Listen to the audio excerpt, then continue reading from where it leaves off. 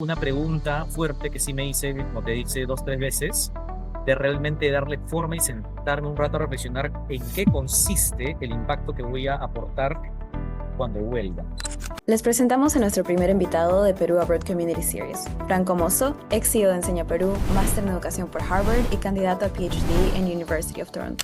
Con Enseña, dimos cuenta que había unos paradigmas sobre la educación de cuando hablaban de los estudiantes. Entonces quisimos responder muy fuertemente a cómo se hablaba de educación en el país. Muchas de las comunicaciones de hace 16 años son bien como de tragedia, no tanto de mostrar lo poderoso que puede haber en educación en el Perú y en otros lugares. No se escuchaba mucho la voz de estudiantes. Creo que tratamos de responder un poco más a eso también. Yo le dije a Harvard tres cosas. Oye, bueno, si no entro, igual voy a hacer lo que quiero hacer. En verdad, estoy aquí es intencional. Vi esa situación, dije, y también parte de mi familia está acá en Canadá, dije, puede ser un ambiente chévere, desde ahí comenzar a impactar en el mundo. Comenzó a migrar en mí la idea de que PhD no era poner en pausa mi carrera, y me puse la regla, que la estoy viviendo hasta ahora, que el PhD no me toma más del 35% de mi tiempo. Cuando tú ves, entras a mi LinkedIn, se ve, yo ayudo a personas jóvenes a generar cambios en el mundo sin sacrificar su bienestar y su identidad. Eso es un poco lo que me llama y yo estoy dispuesto a comprometerme con esos procesos. Hola, bienvenidos a un nuevo episodio de la Abroad Community Series, donde compartimos las historias de peruanos que han estudiado en el extranjero y hoy están generando impacto positivo en nuestro país. Hoy tengo el honor de conversar con Franco Mozocovian, ex CEO y cofundador de Enseña Perú, una organización que busca transformar la educación en el país mediante el liderazgo colectivo. Franco cuenta con una maestría en política educativa internacional de la Escuela de Educación de Harvard y actualmente está completando su PhD en educación en la Universidad de Toronto, en Canadá. Entonces, Franco, bienvenido. ¿Cómo estás? Gracias, Astrid, por la invitación. Feliz de poder conversar. Genial. Bueno, entonces vamos a ir de frente con las preguntas. Primero quisiera preguntarte un poco quizás sobre tus orígenes, tu motivación personal. Entonces te quería preguntar, ¿cómo fue tu formación en Perú y cómo fue que descubriste tu pasión por la educación? Mm, este, a ver, yo tuve, digamos, voy a quizás contar saltar entre mi entendimiento de ese momento, de cómo yo entendía mi formación en ese momento, cómo lo entiendo ahora, porque es diferente. Este, Eh, Mi formación fue que yo fui a un colegio privado. Mi familia, digamos, para ese entonces ya había transitado, digamos, de salir del tránsito de salir de la pobreza. Entonces mi papá, digamos, fue el último que vivió esas experiencias. Mis hermanas y yo no. Entonces yo caí en un colegio privado. eh, y ahí recibí mi educación formal. Luego entré a la Universidad del Pacífico a estudiar economía. Em, no es una decisión muy informada, la verdad. Eh, Creo que fue más ese momento de mi vida, en los primeros 22 años de mi vida, creo que fue aprender porque sí, hacer porque toca, y tomar decisiones de educación por eso, porque toca hacerlo, ¿no? Porque es como hay que hacerlo, la tarea, ¿no? El checkbox. Y estudié economía. La verdad no me gustaba, no me gustó tanto hasta el final, diría yo. Para mí el síntoma de eso era que todo lo dejaba para el final, ¿no? La ley del mínimo esfuerzo, y me iba normal, o sea, digamos, me iba razonablemente bien, pero mucho menos de lo que se siente estudiar algo cuando realmente tú lo decides y tienes una razón de por qué lo estás estudiando. Entonces, ese es mi camino formal. Y luego la maestría, o bueno, lo voy a trenzar ahora. Mi camino informal eh, se origina porque entre las oportunidades que me dieron mis padres tuve la oportunidad de aprender, de tener educación musical. Eh, yo creo que eso me formó en lo informal muchísimo. Hice deportes, fue básquet durante muchos años a nivel competitivo, en el piano también. Eh, entonces creo que ahí hubo algunas partes no formales de mi formación. Nunca hice voluntariado, no, no lo tenía en el radar. Y creo que parte de mi socialización, cuando yo la miro, fue en un entorno donde lo que se respiraba era un poco sálvese quien pueda, ¿no? Como cada uno piensa por uno mismo y yo describo esos primeros 22 años de mi vida en donde yo típicamente pensaba más en mí mismo que en otros. Y ni hablar, estaba pensando en una carrera que implicara ganarme la vida em, al servicio del país o de otras personas. No, no, o sea, no era parte de mi imaginación ni siquiera, no era una opción ni siquiera. Era, oye, tienes que ir a ganar plata y el mayor puesto que puedas, ¿no? Las carreras basadas en prestigio y bienestar material, que es una parte, no lo es todo. Y luego comienza Enseña. Yo salgo y comenzamos Enseña cuando yo tenía 22 años, ahora tengo 38, hace 16 años. 6 cofundadores. Ahí cambia la vida, porque ahí es donde recién por primera vez, conscientemente, comienzo a darme cuenta de dos cosas, creo. Una cosa es que no quería trabajar en nada de economía, eh, que era mi caja de herramientas y sí la usé, solamente que no quería ir a los empleos prototípicos de eso. Luego continué aprendiendo enormemente, ahí se abrió todo un mundo de aprendizaje durante 10 años antes de llegar a Harvard, que consistió en aprender de liderazgo de un montón de países, desarrollar un montón de habilidades que no tuve en la etapa previa. Y durante esos 10 años mi camino de formación fue muy ¿cómo se dice? Como autoaprendizaje, autogestionado, pero muy agresivo, con itinerarios muy fuertes. Leía un montón, practicaba un montón de la gente que conocía, aprendía un montón de estilos, de formas de hacer las cosas, de liderar equipos, de hablar en público, de innovar, de plantear y navegar impacto social. Eh, y de ahí se fue trenzando. O sea, ya de ahí cuando llegué a Harvard tenía 32 años, 10 años después de estar en Enseña. eh, y de ahí siempre se ha ido trenzando mi camino de formación, pero cada vez más con una orientación más fuerte. Si los primeros 22 años de mi vida fueron un aprendizaje sin propósito, porque sí, los siguientes 18 hasta ahora, o 16, eh, yo vivo ahora un tipo de itinerario de formación que yo mismo me creo, que parte de eso es estar en Harvard, parte de eso es estar acá en OISI, que está acá atrás, en la Universidad de Toronto, pero por lejos no es lo único. Eh, y me atrevería a decir que hasta no es lo más importante de mi formación. Mi mentalidad es estos últimos 16 años me he armado mi propio programa de liderazgo, mezclando todas las cosas que necesitaba, leyendo 20 libros por año, bien seleccionados, hablando con 50 personas bien seleccionadas, estando donde tengo que estar, poniéndome en situaciones para seguir impactando. Y dentro de eso, sin duda, ha habido este par de programas, ¿no? Que me ha potenciado muchísimo, ¿no? O sea, digamos, lo que podría haber hecho en 5 años, quizás acá lo hago en 1 y medio, ¿no? Y para mí eso es, aceleradores. Pero sí, creo que ese es como no sé, como mi forma de pensar. Gracias. De hecho, nos contaste bastante de algunas partes que queríamos explorar en la entrevista, entonces yo pienso que empezamos súper bien. En parte, aparte de estas preguntas, y quizás hemos hablado un poco sobre tu trayectoria, como que a nivel general, también te quería preguntar, regresando un poco al inicio, porque justamente cambió tu vida bastante una vez que empezaste Enseña Perú. Entonces, Sí, ¿cómo dirías que nació la idea de Enseña Perú? ¿Y qué objetivos buscaban alcanzar en ese momento? De repente, ¿cómo se ha transformado esa visión actualmente? claro. En ese momento, eh, o sea, yo siempre soy bien honesto diciendo, a ver, la idea de Enseña Perú ya existía. Hoy día son 65 enseñas. Nosotros somos el número 8 del mundo. Hacerlo, ¿no? Eh, y las personas que estábamos trabajando, a ver, todos los cofundadores, yo soy el menor, la mayoría de los cofundadores en ese momento tenían 26 años, la primera parte, vamos a decir, a grosso modo, de su carrera, ¿verdad? Eh, y tú no identificarías a ninguno de nosotros como especialistas, entre comillas, de educación en ese momento, para nada. Tampoco un grupo de amigos.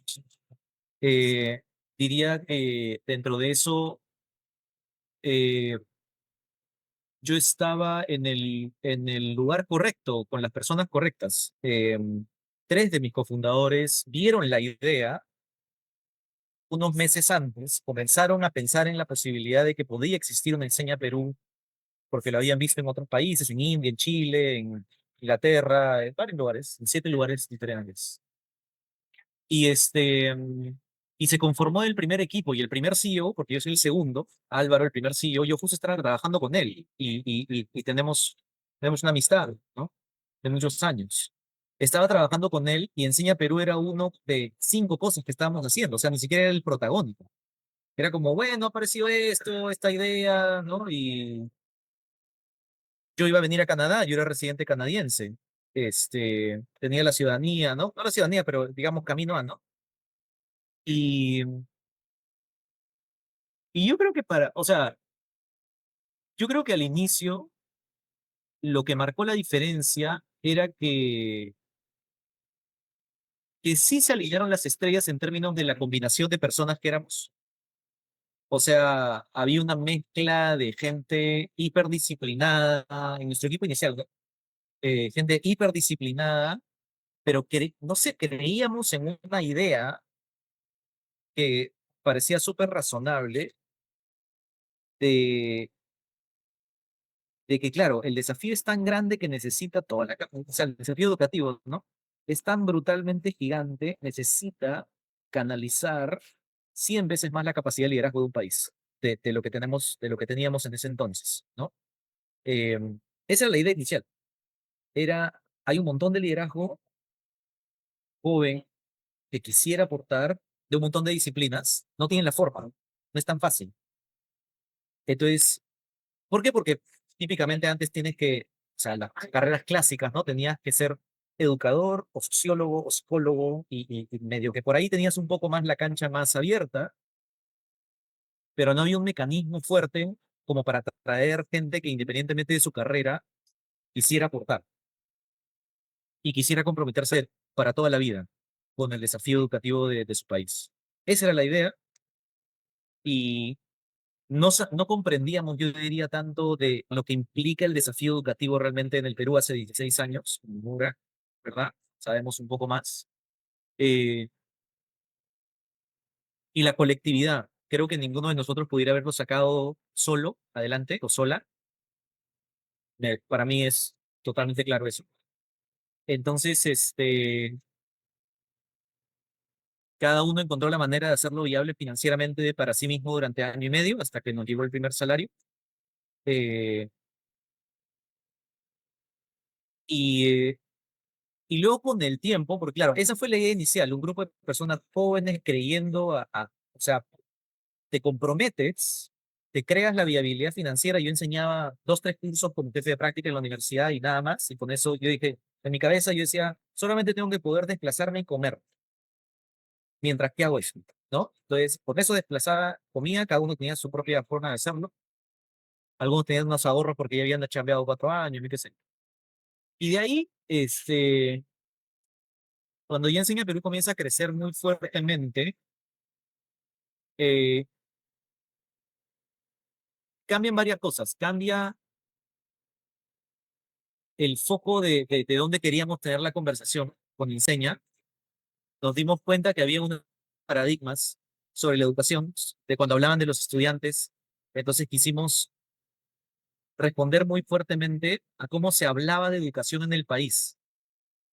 Cuando tú revisas muchas de las comunicaciones de hace 16 años, son bien como de tragedia, no tanto de mostrar lo poderoso que puede haber en educación en el Perú y en otros lugares. Eh, Creo que tratamos de responder a eso. No se escuchaba mucho la voz de estudiantes. Creo que tratamos de responder un poco más a eso también en cursos en educación. Cuando tú ves nuestros videos, inclusive ves esa trayectoria, ¿no? Al inicio, puras voces externas y adultas, y ahora a lo largo del camino se escucha mucho más voces comunitarias. Eh, Cambiamos también que no solamente teníamos que reclutar a jóvenes profesionales, eso me pareció, eso ya lo hicimos cuando yo estaba como CEO.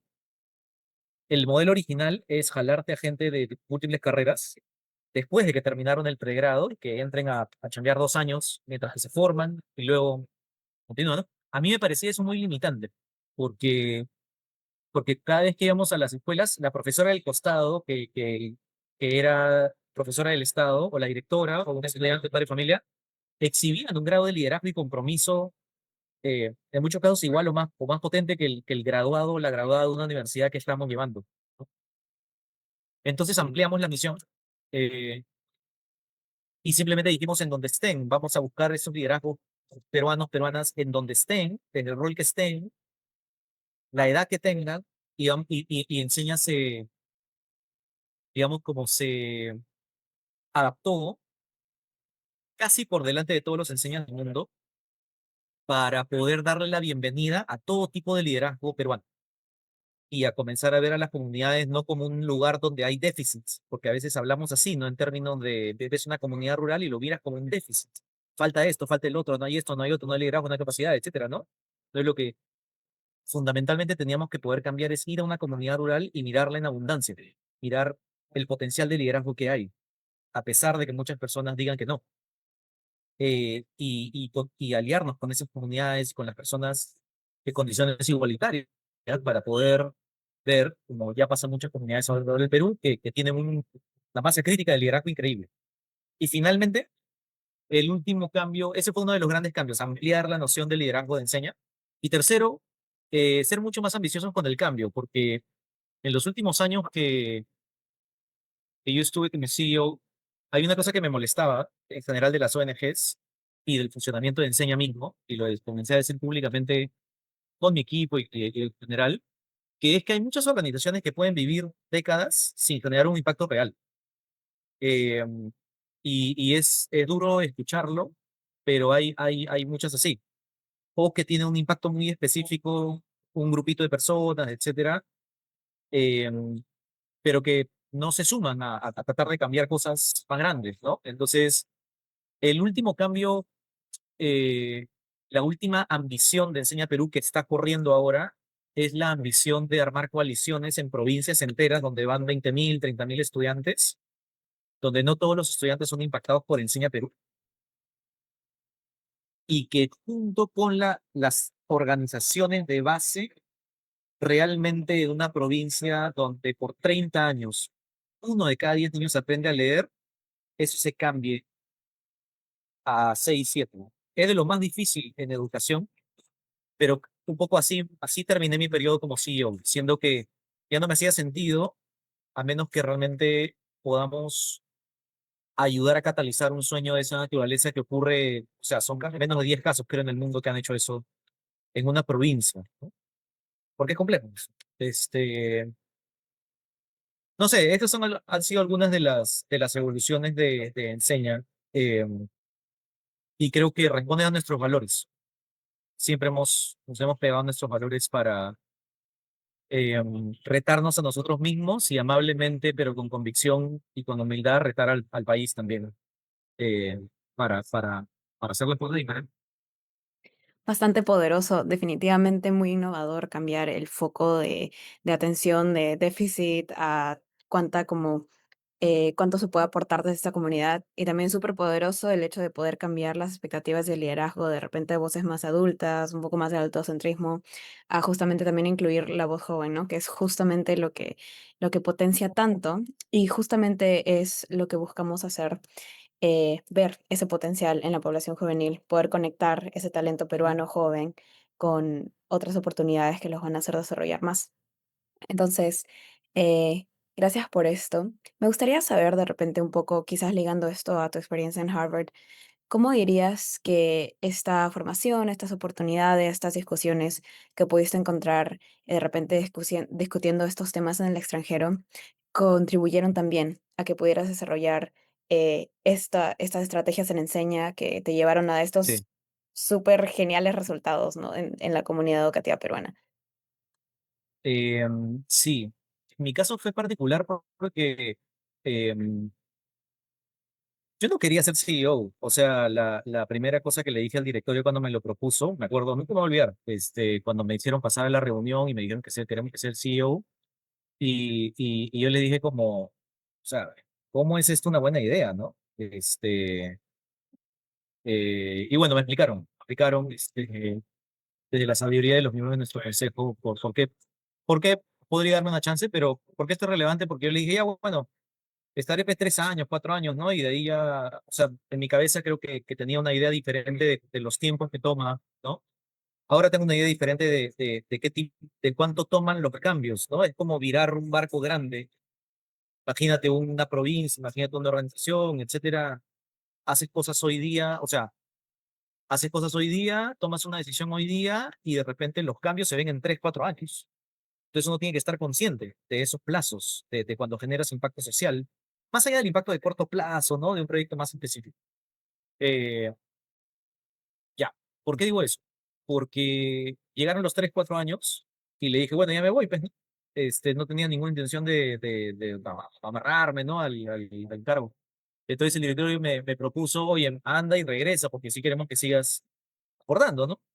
Este, entonces eso lo hacía un caso particular, porque yo sabía que iba a volver, a diferencia de todo el resto, literalmente todo el resto de mi promoción en Harvard, dejaron sus chambas y luego iban a terminar el programa al mercado laboral, cosa que yo no he conocido nunca, ¿no? O sea, este, yo sabía que iba a volver. Entonces era muy intencional, sabía exactamente lo que quería recoger. Yo le dije a Harvard, y creo que esa es la parte de cuando dije, oye, ha pasado 10 años, ¿no? Lo único que conozco es estudiar economía sin que me guste, y ahora por primera vez voy a estudiar algo que me gusta. Vamos a ver hasta qué punto puede llegar, ¿no? De utilizar esta educación. Yo le dije a Harvard tres cosas. Le dije, bueno, primero le dije, oye, bueno, si no entro, igual voy a hacer lo que quiero hacer, solamente que más lento, ¿no? Algo así le dije en mi ensayo. Y lo otro que le dije, respetuosamente, obviamente, ¿no? Pero le dije, en verdad, estoy aquí es intencional, ¿no? Porque me voy a salir de mi chamba por 9 meses para luego volver con... El vicepresidente de mi directorio me dijo una cosa que tampoco nunca voy a olvidar. Me dijo, en ese momento nosotros creo que uno enseña cómo contabiliza el impacto. Esto es importante para poder responder la pregunta. ¿Cómo contabiliza el impacto? Hay varios niveles. Uno es el número de estudiantes directamente que estamos impactando, pero una métrica clave es cuántas personas están en nuestros programas de liderazgo, porque ofrecemos programas de liderazgo para formar agentes de cambio para la educación, ¿no? Entonces, en ese momento me acuerdo que creo que en total, a nivel nacional, este, teníamos un solo programa, el clásico de los enseñas, cuando yo recién estaba entrando, y creo que eran como, no sé, 80 personas en nuestros programas de liderazgo impactando a, no sé, 4.000 estudiantes a nivel nacional, directamente. El vicepresidente me dijo, oye, qué frustrante va a ser para todos, me dijo, que te vayas a Harvard, que regreses y que lo que propongas sea que vayamos de 80 a 100, ¿no? Eso va a ser frustrante para ti, va a ser frustrante para todos, ¿no? Este, y me dijo, tienes que irte con una idea poderosa. Entonces me lanzó una pregunta y me dijo, oye, ¿tú te podrías llevar a Enseña a que vaya de 80 a 1.000 líderes al año en nuestros programas, ¿no?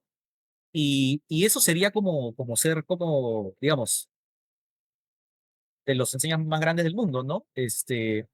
Estados Unidos, que digamos tiene una población de 300 millones, recluta como 4.000 y 5.000 al año, ¿no? Entonces, nosotros ir a 1.000 era un salto bien, bien bacán. Y bueno, salí pues, de esa reunión con las rodillas temblándome y todo, ¿no? Pero motivado y pensando, porque sí creo que me gusta ese tipo de pensar, me gusta ese tipo de reto. Y entonces me fui con esa idea poderosa y a Harvard le dije tres cosas. Le dije, necesito entender cómo se hacen cambios de ciudades enteras, pero uno, ese es uno de mis motivos. Entonces yo voy a ir para absorber eso, porque creo que no es lo mismo que correr un proyecto específico en una zona, contenido, donde tú tienes mucho control de tu intervención, ¿no? Dos, le dije, eh, necesito eh, tener una combinación bien fuerte de policy y politics, o sea, como tener el training, porque claro, uno aprende de política pública y etcétera. Yo sí me veía como bien inocente en términos de la parte política, todos los juegos de poder que hay, que son muy reales. En todo sector, educación no es la excepción, cuando se toman decisiones, para dónde se va la plata, quién tiene el micrófono, quién puede hablar, quién tiene poder, se hace, ¿no? Con las agendas políticas, etcétera. Eso. Y le dije, y creo que anticipo, como ya pensaba este tema, estaba pensando ese tema de ciudades enteras y todo, dije, esto va a requerir un grado de colaboración diferente que no hemos visto antes. Y que se enseña, pero necesita impulsar ese tipo de procesos de colaboración de múltiples organizaciones que no típicamente colaboran, entre múltiples generaciones que no siempre se entienden. O voy a necesitar, le dije algo así como herramientas de negociación bien sofisticadas y de colaboración. Esas tres cosas le dije. Y esas tres cosas fui a buscar.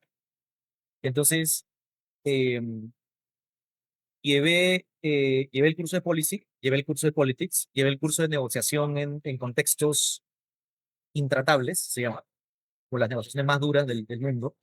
¿Cómo haces ahí? Este, eh, llevé métodos cuantitativos. Dije, voy a revivir un poco lo que, o sea, poner en valor lo que aprendí como economista y llevarlo a otro nivel. Métodos de investigación cualitativo, un curso donde me fui a visitar como a 7 escuelas ahí porque quería el toque con la cancha. Hice un paper personal, eso me lo valieron como un curso. Y llevé un curso de estrategia de asuntos públicos, bien bravo, de pensamiento estratégico, en la escuela de gobierno, porque podía llevé un curso en la escuela de gobierno, la mayoría de mis cursos en la escuela de educación, y luego me fui a la escuela de divinidad, que ni siquiera sabía que existía.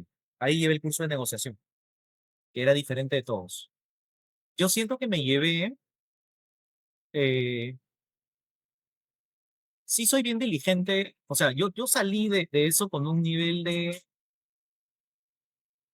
claridad metodológica, casuística, no teórica, porque es práctico, ¿no? Lo que ves, con un nivel de claridad de herramientas, de como un mapa mental de tipos de preguntas que me van a guiar para poder tomar decisiones estratégicas cuando volviera. Eh, uno, un grado de seguridad, slash, voy a ser honesto, slash, 2 veces, yo nunca he sentido presión en mi carrera, nunca. Creo que por alguna razón no me siento presionado a hacer las cosas bien. Yo veía deportistas profesionales que siempre decían la presión, ¿no? Yo no entendía eso. 2 veces durante la maestría me senté en el sillón y me sentí presionado, porque esto ahora voy a ser alumni de Harvard. Entonces, ¿qué hay con eso? ¿No? Solamente esas 2 veces, de ahí nunca más. Como que sentía que tenía que volver. Encima, yo me fui y durante todo ese año encima Perú siguió funcionando perfecto, sin mí. Algunas personas me decían, oye, pero eso es una muestra de tu liderazgo, pues no es sostenibilidad, nadie depende de ti y todo, pero yo pensaba en el otro lado. O sea, y está bien, ¿no? El equipo es fantástico. Eh, pero yo pensaba en uy, pero no voy a regresar a hacer lo mismo, a calentar el asiento, pues, ¿no? Si no, o sea, si está funcionando y yo no estoy, yo tengo que tener claro qué tengo que aportar cuando vuelva, si no, para que no vuelva, pues, no debería volver a mi casa. Entonces, eh, metodología, framework, una mentalidad diferente, global.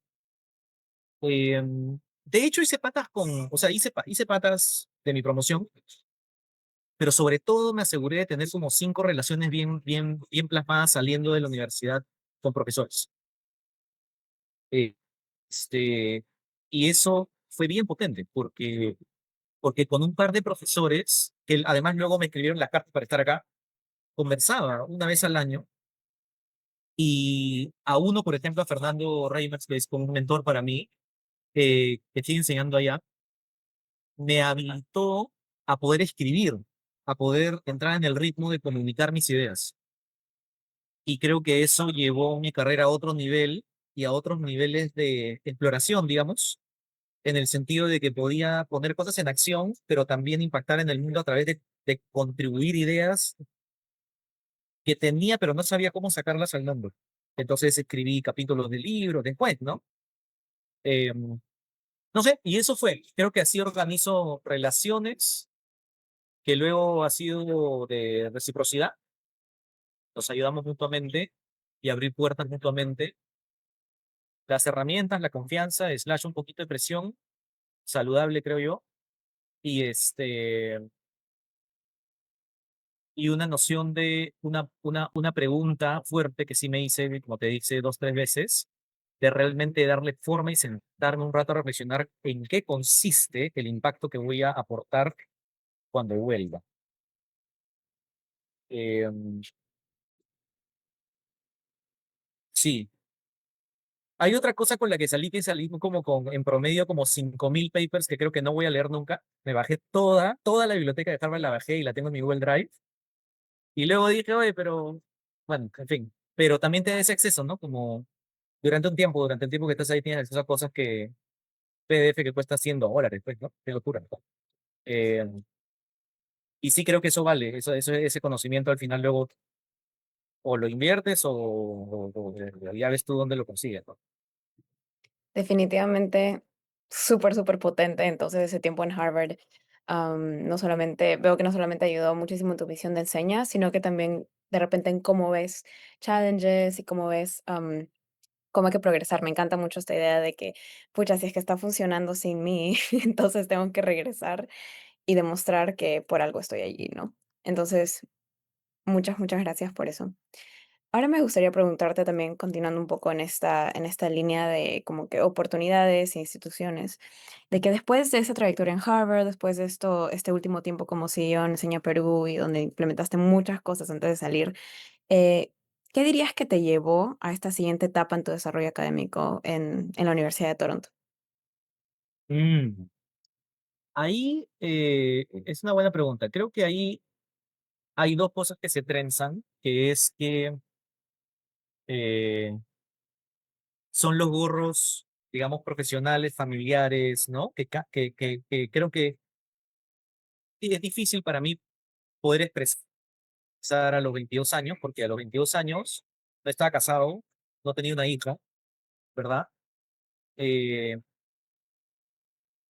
o sea, ¿cómo se dice? El landscape, como todo evoluciona, todo se mueve, ¿no? Sí, terminar en enseña. Dije, hoy he estado 15 años. Esto es más o menos como un tercio de mi carrera profesional, brindada a través de enseña. Eh, Nos juntamos con los CEOs, ¿no? Típicamente nos juntábamos todos los CEOs del mundo una vez al año, en una parte del mundo, y en la reunión previa a anunciar mi salida, o sea, en el 23, estamos en un barquito, ¿no? Ahí en el Retiro, estamos sentados justo lado a lado, y me dice, oye, ¿y te has preguntado,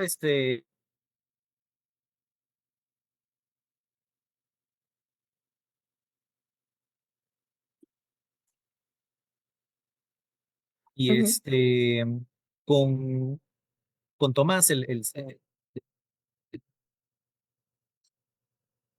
típicamente todos los años nos juntábamos los CEOs de todos los enseñas, CEO de Chile, Enseña Chile, me dice, "Oh, ya terminar, etcétera, ¿no? Porque para ese momento los CEOs más senior de todo de todos los enseñas era él, yo, la de India, Shaheen, que es una monstruo, de enseña por India, y el de Eslovaquia, creo. Entonces, comenzamos a conversar sobre cuál es o sea, creo que la pregunta que estuvo en mí es como quiero estar seguro de que estoy tomando la decisión más sabia posible, de la manera más responsable posible. Y entonces eso implicaba pensar eh, en la organización, que creo que siempre he pensado, digamos, en primer lugar, porque es mi rol y porque soy cofundador y porque me interesa enseñar a múltiples niveles, que le vaya bien. Pensar en la organización primero, también pensar en mí y en mi familia y mezclarlo. Este, y ver realmente cuáles son los escenarios. Entonces, cuando tú me preguntabas como cómo es ese proceso de transición, varias cosas. Uno, dije, ¿bajo qué circunstancias yo me voy tranquilo? Porque hay un montón de organizaciones que los procesos de transición son un desastre. O sea, no te imaginas, es un área que muy poco atendida. O sea, yo he visto CEO que se van a ver en 2 semanas. Al otro le dejan o sea, las cosas en decadencia, ¿no? O organizaciones que se va la persona y había 400 despelotes adentro y no, no debería ser así, ¿no? Entonces, las cosas que yo me pregunté, y yo lo conversé con algunos CEOs también que eran super senior, que habían pasado por esos procesos, ¿no? Uno, primer criterio, eh, como dónde estamos y cuál es la aspiración, eh, ese tema de la aspiración, ese capítulo, la cúspide de una nueva ola, que es esto de este reto grande de contribuir a través de coaliciones, liderazgo colectivo, a transformar una jurisdicción completa, no solamente un grupo de aulas. Y yo sentía que ese sueño ese era suficientemente potente como para darle mucho aire a la organización y que iba a ayudar, y es más, a recaudar un montón de los recursos que se necesitara. Dos, eh, ya desde hace un tiempo, además por el tamaño de Enseña, hoy día Enseña, ¿te acuerdas que te dije que cuando yo arranqué estábamos como en 80 y pico? Ahora Enseña recluta como 800 líderes al año, impactan como 30.000 estudiantes en 17 regiones, sigue creciendo, ¿no? Desde que yo me fui, ha seguido creciendo y creciendo en impacto y profundizando el impacto, lo cual está muy bien. Para el momento en el que cruzamos una valla de escala y de presupuesto, ¿no? Ya yo tenía que operar diferente, ¿no? O sea, ya no éramos ya no conocía a todo el mundo, no se puede, pues, ¿no? O sea, es demasiada gente, demasiados lugares. Yo viajaba, ya llegó un punto en el que viajaba la mitad del mes, estaba viajando por 3, 4 regiones al mes, ¿no? Para poder estar en distintos lugares, pero la vida de una persona en mi tipo de rol de esa forma, la pensada es diferente. ¿No? Y ya de por sí, entonces, habían partes de la organización que funcionaban, o sea, que ya habían ganado maestría, prácticamente nada dependía de mí, yo aportaba muy fuerte en la estrategia, ¿no? Eh, esa fue la segunda pregunta, ¿no? Como cuáles son los grados de sostenibilidad que hay, eh, en la marca también, ¿no? Lo bueno, por ejemplo, es que la marca te enseña, eh, creo que hicimos una buena transición ahí, porque no era como, enseña Perú de Franco. En un montón de lugares conocían a Enseña Perú y no me conocían a mí, lo cual a mí me parecía muy saludable. Conocían a nuestros egresados, ¿no? Decían como, es gente de Enseña, ¿no? Eso fue deliberado. Este, y luego, ¿quién está dentro de la organización? Eh, digamos, ¿cuál es el liderazgo que hay adentro? Y yo me senté con la lista de toda la gente que estaba en el staff. Para ese momento tenemos poco más de 100 personas en el staff, a tiempo completo, todos estos equipos en todos estos lugares del país. Y yo decía, oye, me da mucha confianza la gente que está en el equipo, como para que pueda continuar liderando. Será cuestión de encontrar una persona que la rompa para continuar adelante con su estilo. Encontramos a Ángela. Ese fue como todo un set de la pensada. Financieramente somos uno de los diseños más sólidos del mundo. Felizmente, toco madera, porque si no, no vaya. Pero nuestro nivel de solidez es, es bravo. Y por ejemplo, ahí me sirvió ser economista, ¿no? Y todo un esfuerzo de muchas personas que paramos muy fuerte a la organización. Eh, y luego viene la parte personal. La parte personal es mis 15 años de aportar. En mi cabeza decía, por todas estas razones, siento que ya estos 15 años soy ya bien dado, ¿no? No me iría como con sensación de que me faltó hacer chamba, ¿no? En mi cabeza también decía como ya, ¿qué otra cosa más voy a lanzar? O sea, fuimos uno de los enseñas más agresivos en abrir nuevas cosas, en cuestionar el modelo de todo el mundo durante 10 años, ¿no? Este, y luego dije, ok, eh, ¿cómo se ve la siguiente etapa? Ya la pensaba mía, era, ¿cómo se ve? ¿No? Yo tenía al principio mucho miedo, porque enseña también, precisamente por su solidez, puede ser un lugar muy seguro para trabajar, ¿no? Durante la pandemia no despedimos a nadie se le bajó el sueldo, o sea, ese nivel de solidez, este, entonces a uno a veces le da miedo es mi esposa, yo, mi hija, nuestra perrita, da miedo como mirar al futuro, ¿no? Y también yo pensaba en mi cabeza, mi paradigma, en ignorancia, digamos, en ese momento, que meterme a hacer un doctorado implicaba poner en pausa mi carrera de acción, vamos a decir, porque el PhD es investigación y estoy en la, ahorita me voy a clases y etcétera, ¿no? Y yo decía, eso pues es como, yo nunca me hubiera imaginado, no lo de mi cabeza, ¿no? Por las historias que he escuchado de mi familia, todo lo que les costó, ¿no? Este, también Harvard era como, hasta ahora no me lo creo, ¿no? Pero bueno, entonces, la pensada ahí era realmente cómo es, porque encima yo estaba mucho más fuerte a nivel global, en distintos espacios y etcétera, ¿no? Con mi esposa, ¿no? Acá de estos que conozco alrededor del mundo, que hablaba de cómo vivir una vida de portafolio. En mi cabeza, yo crecí cuando tú tienes tu chamba, de la mañana hasta la tarde, no haces nada más, y eso es, pues, ¿no? Pero esta vida de portafolio es una vida donde expandes las alas de una manera diferente, y cuando dije eso, yo, mira, para que veas también mis rollos, pues, ¿no? Yo siempre pensé que me iban a decir que no a Harvard, siempre pensé que no me iban a decir que no a todo lo que postulara. A veces estoy como pensando, no estoy mintiendo, ¿ah? Yo le digo a mi esposa mía, si es necesario que yo me vaya a limpiar calles en Toronto, lo voy a hacer.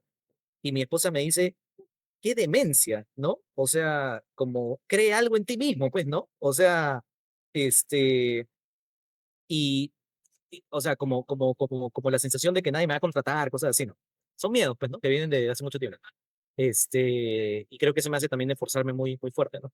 Entonces, cuando vi esa situación, dije, y también parte de mi familia está acá en Canadá, dije, puede ser un ambiente chévere, desde ahí comenzar a impactar en el mundo. Comenzó a migrar en mí la idea de que PhD no era poner en pausa mi carrera, y me puse la regla, que la estoy viviendo hasta ahora, que el PhD no me toma más de 35% de mi tiempo completo, ¿no?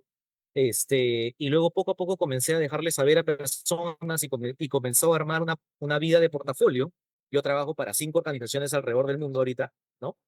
En proyectos bacanes, en París, en Londres, con una en Bolivia, con una, y diverso, chévere, ¿no? Como, no a punto de ser millonario ni nada, pero tener una vida de impacto y pagar las cuentas y que no le falte nada a mi familia y seguir adelante. Y sigo impactando con el Perú y todo, ¿no? Ese cambio, esa, para mí eso, Astrid, fue lo que hizo la diferencia. Porque creo que si no hubiese revisitado mis supuestos sobre mi vida laboral, sobre cómo puede ser una vida laboral, no me hubiera lanzado, pues. Este, de repente por responsabilidad hubiera pasado la posta, pero diría, uy, que no sé cuándo, no se puede. Y la verdad es que a mí me parece bacán la idea de armar, armar una etapa laboral como ahora, porque claro, tengo la beca, pero la beca es como bien justa, ¿no? Para una familia de tres, ¿no? Eh, y con la chamba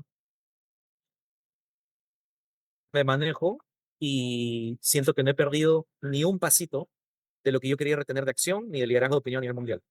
Eh, entonces creo que esa mezcla, eh,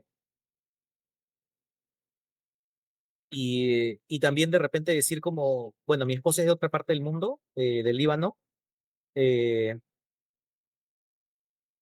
y sí acordamos también como promesa mutua, ¿no? De que el Perú iba a ser un primer round, no el único.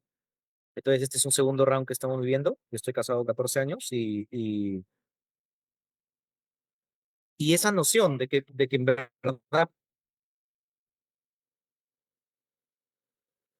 como le perdí el miedo, como puedo estar desde cualquier parte, este,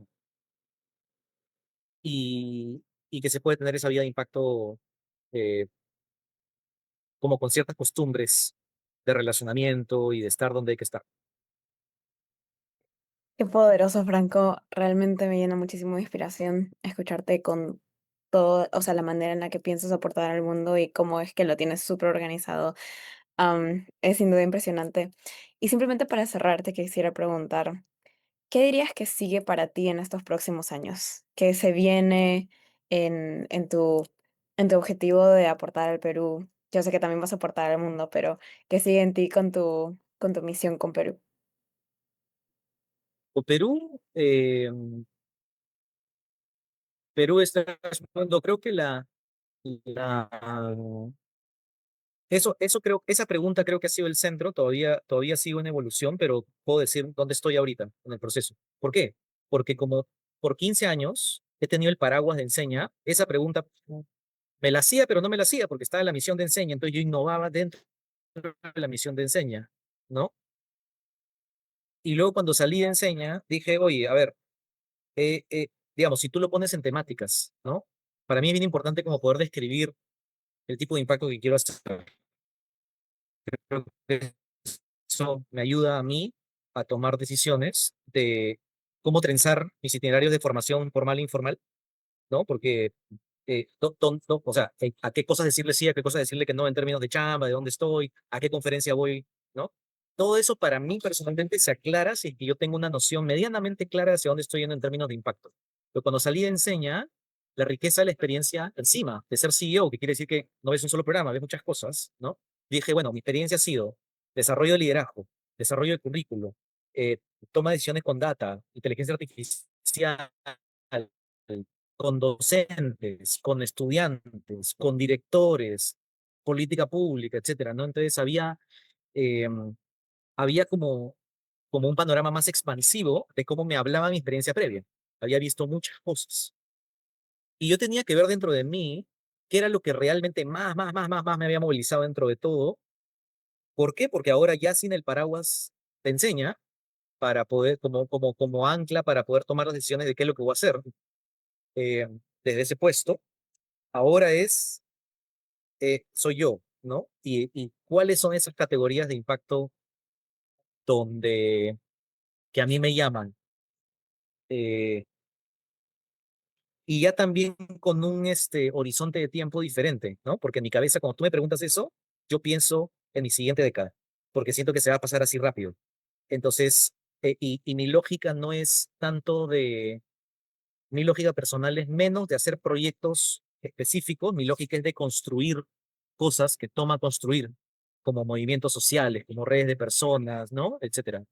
Entonces, o caminos de liderazgo, que no es pues, de la noche a la mañana, ¿no? Cada persona tiene un camino. Dicho eso, y bueno, tú creo que sabes muy bien esto, es que de todo lo que yo hice en Enseña, lo voy a decir en palabras de mi esposo, de todo lo que yo he hecho en Enseña, yo soy el tipo de CEO que me levantaba a las 5 de la mañana feliz a trabajar. Y mi esposa me decía, eso es una locura, ¿no? Nunca he visto algo así, con tanta felicidad, ¿no? No es que no haya retos, súper yuca el reto, ¿no? Pero la fuerza, las ganas. Pero me decía, dentro de eso, dentro de todos estos años, porque nos casamos al inicio de enseño, dentro de todo eso, nunca he visto tanta energía, ya casi inacabable energía, en favor de lo que llamamos liderazgo estudiantil. Y que yo cuando lo tengo que poner en simple, en mi LinkedIn, por ejemplo, siempre estoy tratando de encontrar la mejor palabra para ponerlo, cuando tú entras a mi LinkedIn, se ve, yo ayudo a personas jóvenes a generar cambios en el mundo sin sacrificar su bienestar y su identidad. Eso es un poco lo que me llama, con cualquier persona joven, adolescente, hasta adultez temprana, y yo estoy dispuesto a comprometerme con esos procesos, sea.